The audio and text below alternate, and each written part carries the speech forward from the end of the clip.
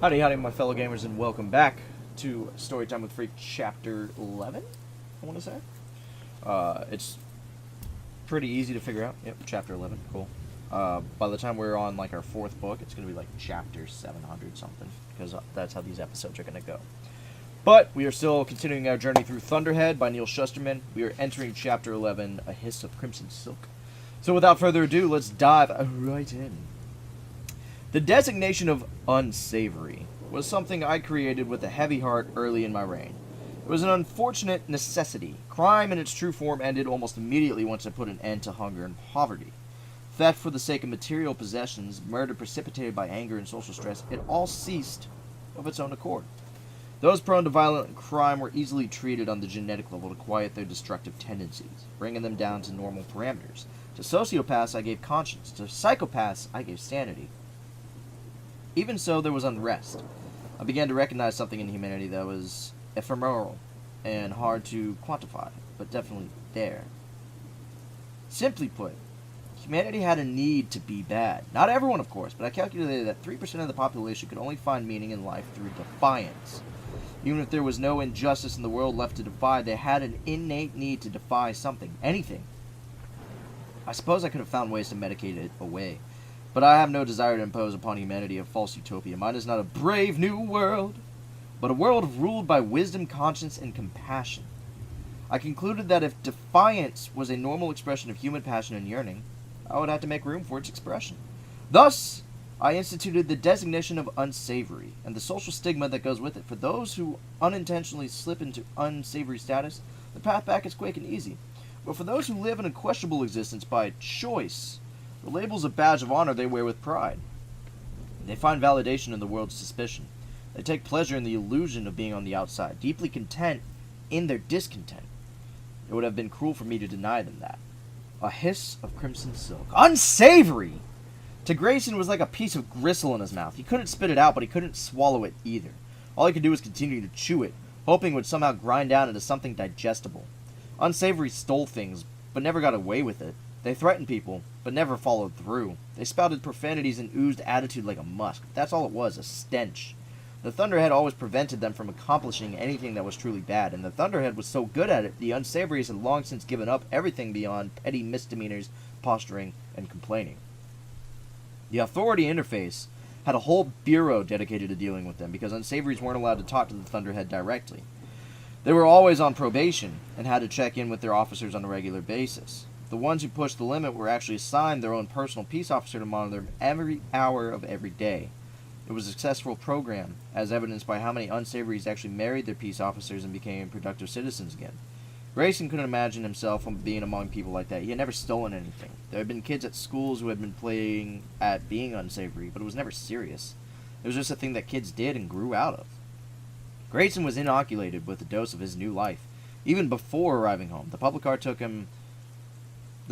he took read him the riot act before it left the Nimbus Academy. Please be aware, it told him, that any attempt at vandalism will result in the immediate suspension of this journey and expulsion to the roadside. Grayson pictured an ejector seat launching him skyward. He would have laughed at the thought if there wasn't a small part of him that believed he might actually be like that. Don't worry, he told the car. I've been expelled once today, and once is enough. Alright then, said the car. Tell me your destination, avoiding the use of abusive language, please. On the way home, he stopped at the market, realizing that his refrigerator had been empty for 2 months. In the checkout line, the checker eyed him suspiciously as if he were going to pocket a pack of gum. Even the people in line felt cold to him. The aura of prejudice was palpable. Why would people choose this, he wondered. And yet people did. He had a cousin who was unsavory by choice.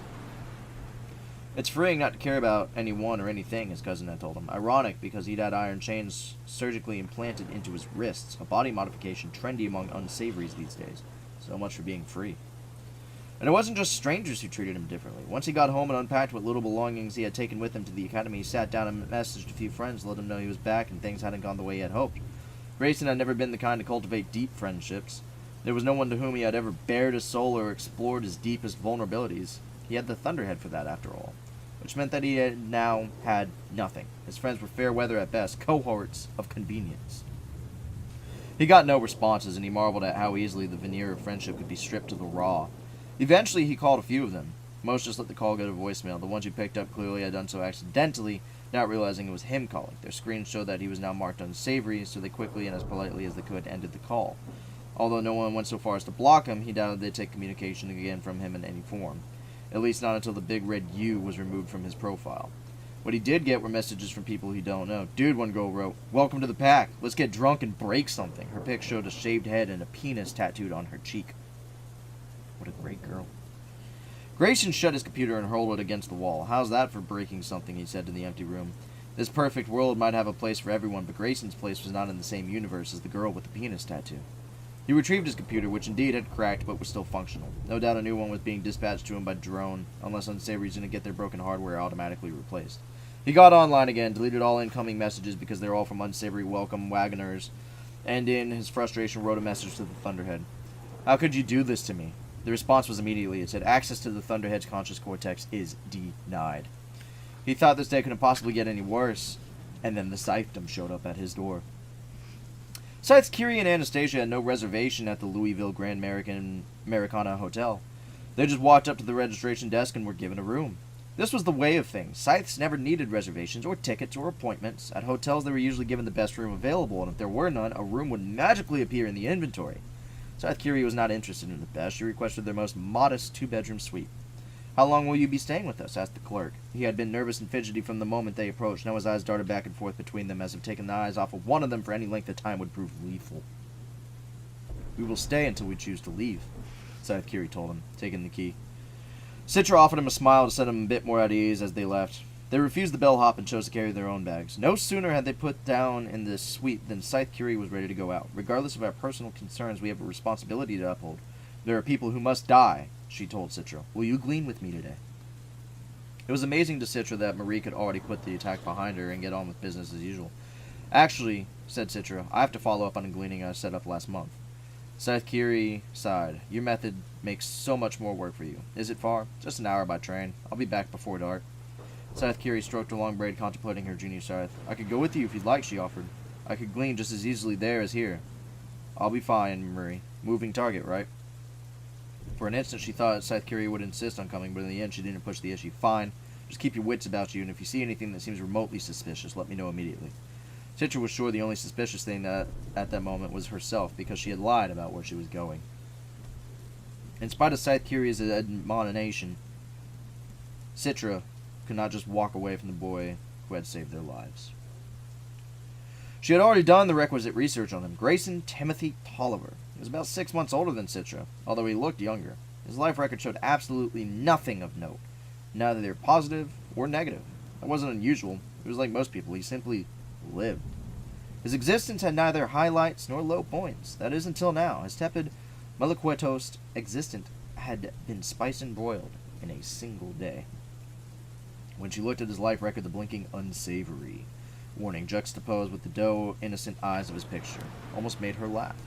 This kid was about as unsavory as a popsicle. He lived in a modest townhouse in higher Nashville. 2 sisters in college, dozens of older half-siblings from whom he was completely disconnected, and absentee parents. As for his timely appearance in the road, his statement about it was already public record, so Citra was able to review it. She had no reason to doubt his word. Were the situation reversed, she might have done the same. Now that he was no longer a Nimbus student, contact with him wasn't forbidden, so paying him a visit violated no law. She wasn't sure what she hoped to accomplish by seeking him out, but she knew that until she did, the moment his death would linger with her. Perhaps she just needed to see with her own eyes again that he lived again.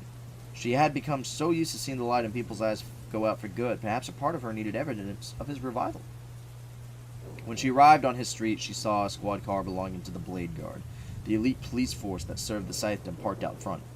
For an instant, she considered just leaving, because if officers of the Blade Guard saw her, word of Scythe Anastasia's appearance here would surely make it back to Scythes Kiri.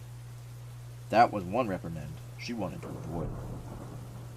What convinced her to stay were the memories of her own experience with the Blade Guard. Unlike peace officers who answered to the Thunderhead, the Blade Guard had no oversight but the Scythes, which meant that they could get away with a whole lot more. Basically whatever Scythes allowed them to get away with. The door was unlocked, so she let herself in. There in the living room, Grayson Tolliver sat in a straight-back chair, and looming over him were 2 brawny guards. His hands were locked in some kind of joint steel bracelets that had been put on Citra when she had been accused of killing Scythe Faraday. One of the guards held a device that Citra had never seen before. The other was speaking to the boy.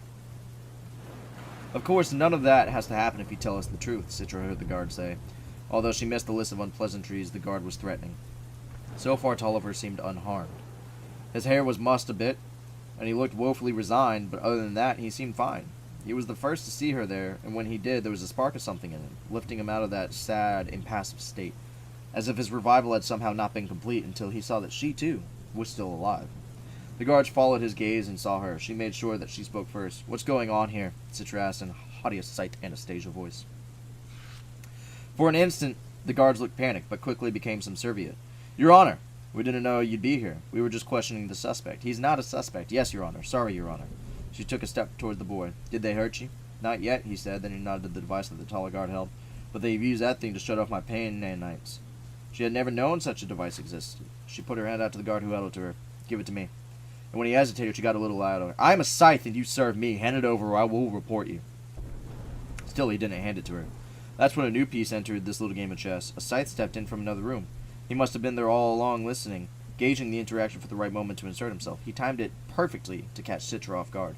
She recognized his robe right away, crimson silk that hissed as he walked. His face was soft, almost feminine, the result of having set his age back so many times that his basic bone structure had lost its definition, like a river's stones eroded by relentless flow. "Scythe Constantine," Citra said. "I didn't know you were in charge of this investigation. The only good news about this was that if he was investigating the attempt on her and Marie's lives, then he wasn't out hunting for Rowan." Constantine offered her a polite but unsettling grin. "Hello, Scythe Anastasia. What a breath of fresh air you are on a toilsome day." He seemed like a cat that had cornered its prey and was about to play with it. She really didn't know what to make of him, and as he had told Rowan, Scythe Constantine was not one of the terrible Scythes of the New Order who killed for pleasure. Nor did he align himself with the old guard who saw gleaning as a noble and almost sacred duty. Like his red silk robe, he was slippery and smooth, sliding with whomever's agenda at the moment.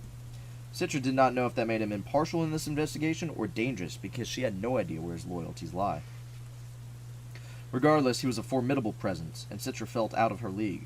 Then she remembered she was not Citra Terranova anymore, she was Scythe Anastasia. Recalling that transformed her and allowed her to stand up to him. Now his grin seemed more calculating than intimidating. "I'm pleased that you're taking an interest in our investigation," he said. "But I wish you would have let us know you were coming. We would have prepared refreshments for you." Grayson Tolliver was well aware that Scythe Anastasia might have just hurled herself in front of a speeding vehicle for him, because clearly Scythe Constantine was just as dangerous as a hurtling hunk of metal.